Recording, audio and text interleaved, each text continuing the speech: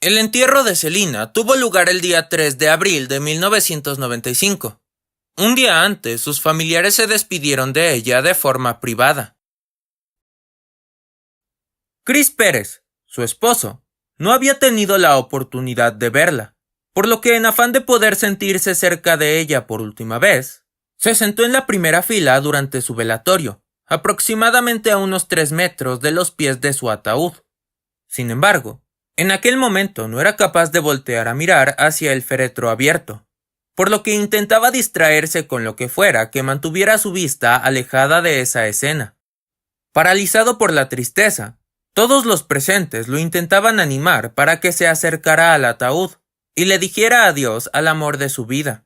Pero él les contestaba que no podía hacerlo porque no quería verla así, inerte dentro de una caja y con sus ojos cerrados. Sin tener la oportunidad de estar a solas con su esposa, en uno de sus dedos llevaba puesto el anillo que le había comprado para celebrar su segundo aniversario de matrimonio.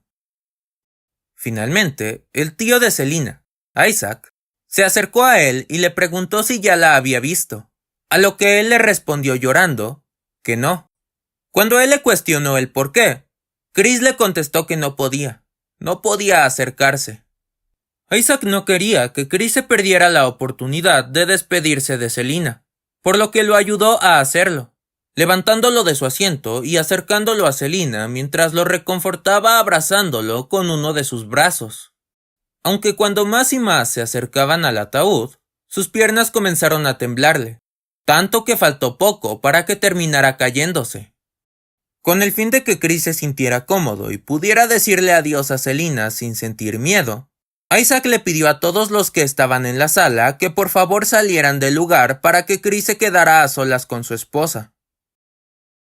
Una vez que todos salieron del sitio, Isaac terminó de llevar a Chris hasta el féretro de Selina, y luego lo dejó parado frente a ella para después también salir de la sala.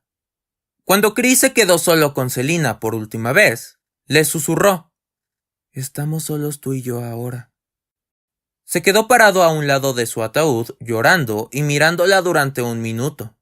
Después le dio un beso en la frente y acarició su mano. Chris la vio muy cómoda y tranquila recostada en el ataúd, tanto que incluso sintió deseos de meterse allí con ella y acostarse a su lado, poner su brazo alrededor de ella, cerrar la tapa del ataúd, estar ahí con ella y decirle: «Vámonos».